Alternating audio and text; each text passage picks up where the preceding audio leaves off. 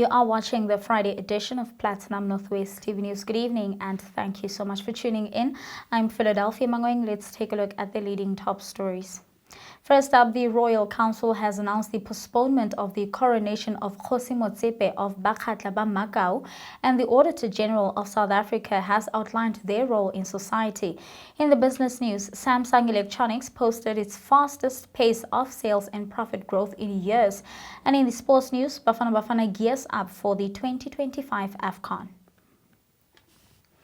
We begin here. The Royal Council of the Mangoeng earlier today informed members of the media and the public about the postponement of the official coronation of Kgosi Robert Motsepe. The coronation, which was scheduled to take place tomorrow, will now take place later this month on the 20th of July. The coronation has been postponed due to stricter risk compliance measures required by authorities, which was caused by higher than expected caliber of confirmed guests. In other news, the Auditor General of South Africa, Maluleke, has outlined the role of her office, or rather the role that her office plays in society as the 7th administration of South Africa kickstarts its duties. Maluleke was speaking on the sideline of meeting of institutions supporting democracy. Let's take a look. The office that I lead has a constitutional mandate to audit all public institutions, essentially to scrutinize their financial reports, their performance reports, and also to opine on whether their work as departments, as entities that are charged with particular responsibilities is being done in a manner that's compliant with the law. Our reports reach Parliament, they reach everyone in the legislatures.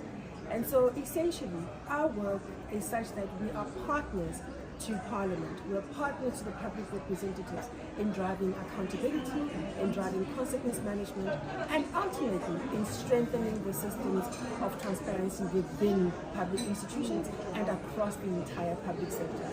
The work that we do is done by a team AGSA, men and women of immense patriotism, of immense professionalism, of significant technical expertise. 3,600 strong.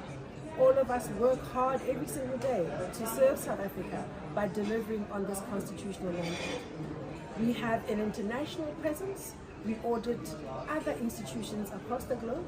We also are quite active in the work of strengthening other supreme audit institutions like ourselves operating across the globe.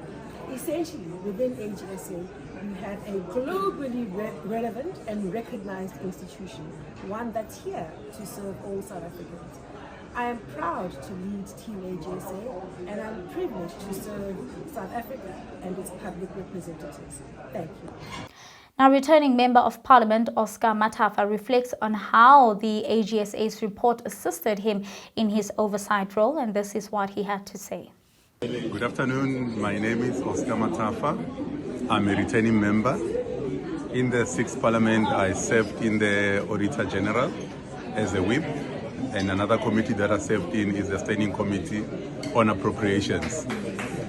My feeling in terms of my experience as far as the Auditor General is concerned, it assisted me because in appropriations, once we allocate money to the national departments, state-owned entities, provinces and municipalities, we then track expenditure.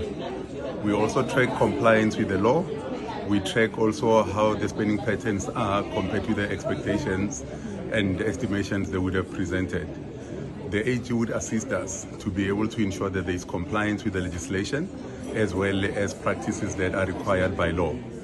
And one, for me, an impressive aspect or the approach of the AG was moving from compliance to impact. Impact by servicing and auditing the service delivery quality. And if whether the budget expectations as well as the impact that the communities are feeling are in line with what government had committed itself as far as the strategic objectives are concerned.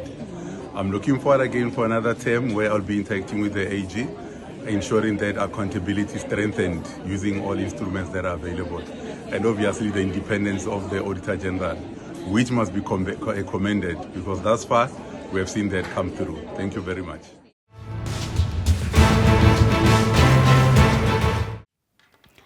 And in international news now, Hurricane Beryl swept through several Caribbean islands, leaving at least 7 people dead in its wake before rumbling past the Cayman Islands early on Thursday.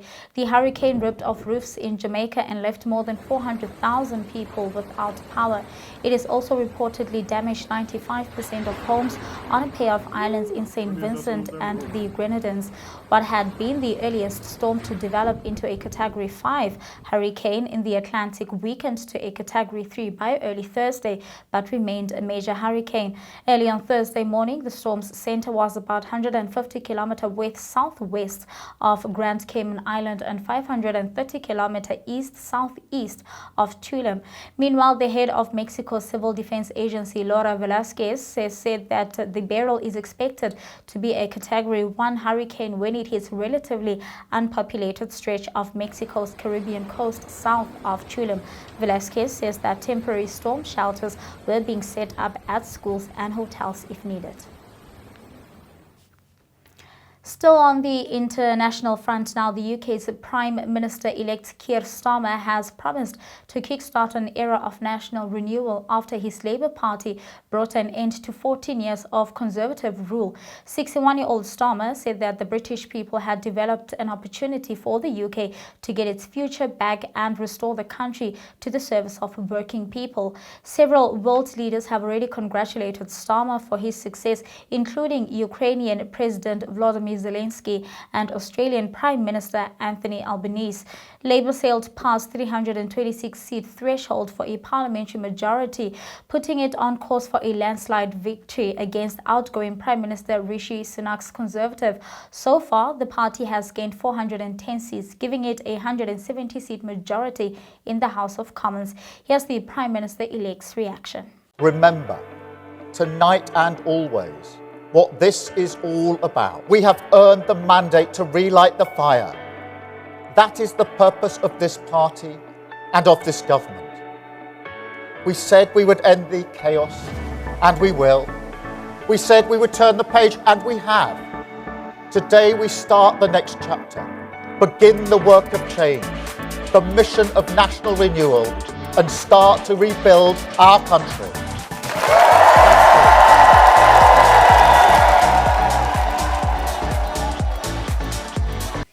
With that, let's now get an update on the business news.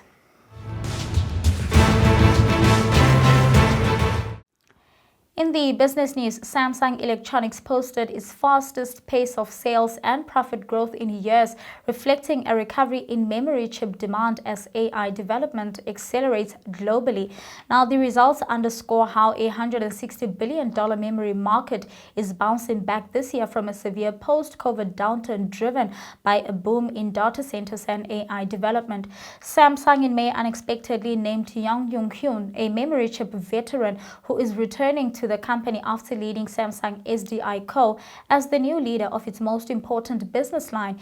In previous quarters, solid sales of Samsung's smartphones helped it ride out sluggish chip demand. South Korea's biggest company in holding a Galaxy Unpacked event in Paris next week in a bid to sustain momentum for its phones. And that's all from the business news. Up next, we get the latest in the sports.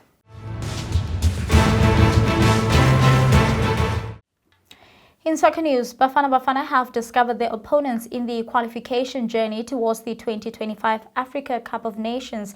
The draw was conducted in Johannesburg on Thursday afternoon. Now, a guide explainer for the AFCON Qualifier 2025 draw procedure was issued to make it easier for people to understand. Let's take a look at that. Hello everyone. If you're wondering about the Total Energies Africa Cup of Nations Morocco 2025 qualifiers draw procedures, here are the principles guiding this process. The draw includes 48 teams divided into 4 pots, each containing 12 teams based on the official FIFA rankings issued on June 20, 2024. There will be 12 groups of 4 teams.